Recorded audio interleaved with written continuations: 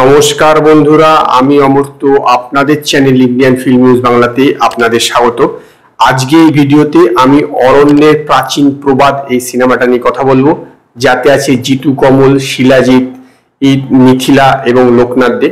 তো এই সিনেমার গল্পটা হচ্ছে যে পানাঘাট বলে এলাকাতে অমিত রায় বলে একজন ডাক্তার মার্ডার হন, যে রোলটা করেছে সুব্রত মুখোপাধ্যায়।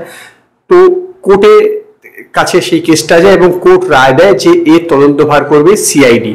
তো সিআইডির একজন অফিসারের রোলটা করছে হচ্ছে শিলাজিৎ, তার হাতে তদন্তভারটা আসে এবং তিনি এই পানাঘাট বলে এলাকাটাতে আসেন তার শালাকে সাথে নিয়ে। সে একজন মেডিকেল স্টুডেন্ট এবং পাশাপাশি শখের গোয়েন্দাগিরি করে।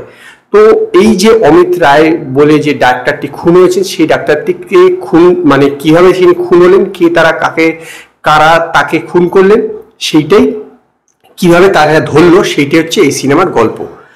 দেখুন, এটা একটি মার্ডার মিস্ট্রি, সেটা তো আপনারা শুনেই বুঝতে পারছেন যে ডাক্তারটি মারা গিয়েছেন এবং ডাক্তারটিকে ধরবার জন্য এখানে আসছে এই শিলাজিৎ এবং তার শালা জিতু কমল। দুইজনে মিলে তারা থেকে তদন্ত করছে এবং তদন্ত করে সেই প্রক্রিয়াটাকে মানে তাদেরকে দিয়ে ধরছে।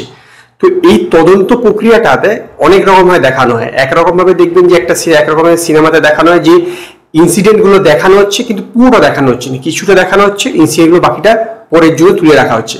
আরেকটা ক্ষেত্রে কি হয়, যেরকম সিনেমা বইতে যেরকম লেখা থাকে যে সমস্ত ঘটনাগুলো পরপর কিছু কিছু ঘটনাগুলো লেখা আছে এবং শেষে গিয়ে কি করছে দেখবে সত্যজিৎ রায় বা ফেলুদার ক্ষেত্রে বা শার্লক হোমসের ক্ষেত্রে ব্যাপারটা হয় যে সবাইকে লাস্টে একসঙ্গে ডাকা হচ্ছে, ডেকে এনে সেখানে ডিটেকটিভ তার এক পর এক পয়েন্ট তুলে ধরছে এবং বলে দিচ্ছে যে খুন করেছে বা এ দোষী।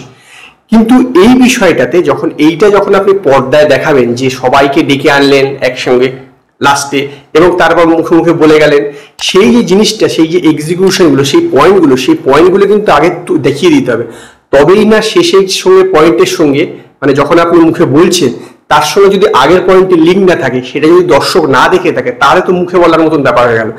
কালকে রাতে তোমাকে দেখেছিলাম, আপনি ওই সময় রাত্রিবেলা ছিলেন, ওইখানে গিয়ে আপনি খুন করে ফেললেন, মুখে বলে দিলেই তো বিষয়টা হয়ে যাবে না। বিষয়টা হচ্ছে দর্শককে তাকে দেখাতে হবে যে এই ব্যক্তিটি আগে ওইখানে ওই সময় উপস্থিত ছিল বা ওই রকম টাইপের কিছু একটা ছিল যে দর্শকের মনে একটা খটকা থাকবে, ও আচ্ছা তাহলে এই লোকটার কথা এই জায়গাটা বলা হচ্ছে। এখানে কি হচ্ছে, সমস্ত কিছু হাতের মোয়া মতন হয়ে গেছে, মানে মুখে মুখে শুধু বলে যাচ্ছে তুমি এই করেছো, তুমি ওই করেছো, তুমি এইভাবে ধরেছো, তারপরে তুমি রাত্রিবেলায় ওখানে উপস্থিত ছিলে, তুমি মার্ডার করেছো, আপনি বাহাত দিয়ে খান, বাহাত দিয়ে চাকু চালিয়ে মেরেছেন, মানে সমস্ত কিছু মুখে মুখে বলছে। কার্যক্ষেত্রে যে দেখানো, যে এক্সিকিউশনটা না দেখালে দর্শককে, সেইটা কি করে হবে, সেইটাই কিন্তু এই সিনেমার সবচেয়ে বড় রকম। মানে কোনো কিছুই দেখানো হয়নি, সব কিছুই মুখে মুখে বলে দিয়ে চলে যাচ্ছে। গল্পটা কিন্তু বেশ ইন্টারেস্টিং, কিন্তু কি বলুন তো, তাকে দেখানো হয়নি। আপনি মুখে যদি যেটা লেখায় পড়ছেন আর টিভির পর্দায় দেখছেন, দুটো কিন্তু মধ্যে পার্থক্য থাকে। এই দেখাতে হবে, তবে গিয়ে তো দর্শক বুঝতে পারবে। এটা তার বই নয় যে আপনি পড়ে বুঝে যাবেন। এখানে কি হয়েছে, বিষয়টা যেন লোকে পড়ে বুঝবে এরকম একটা ব্যাপার। পড়ে মুখে বলে দিচ্ছে যে এইখানে ছিল, ও এইখানে ছিল, এর বাচ্চা হওয়ার কথা ছিল না, এই জায়গায় উপস্থিত ছিল, মিথ্যা কথা বলছে, সত্যি কথা বলছে।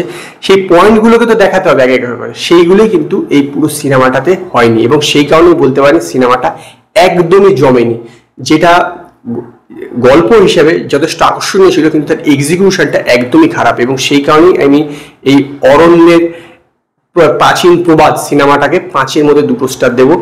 যদি আপনারা এই অরণ্যের প্রাচীন প্রবাদ সিনেমাটা দেখে থাকেন তো আপনারা আমাকে কমেন্টে জানাবেন আপনাদের এই সিনেমাটা কিরকম লেগেছে। যদি আপনাদের এই ভিডিওটি পছন্দ হয়, ভিডিওটিকে লাইক করুন, কমেন্ট করুন, শেয়ার করুন আর নতুন আপডেটের জন্য আমার চ্যানেলকে সাবস্ক্রাইব করুন।